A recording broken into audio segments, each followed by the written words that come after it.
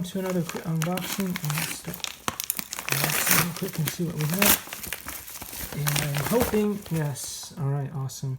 The Smile pens, I think that's what they call them now, the whitening pens have arrived.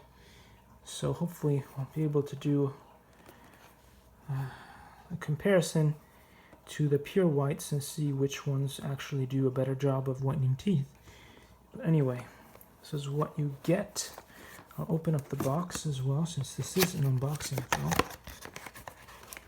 And we'll see what's in here. Okay, so it can only open in one direction, and I can already tell it's going to be a problem.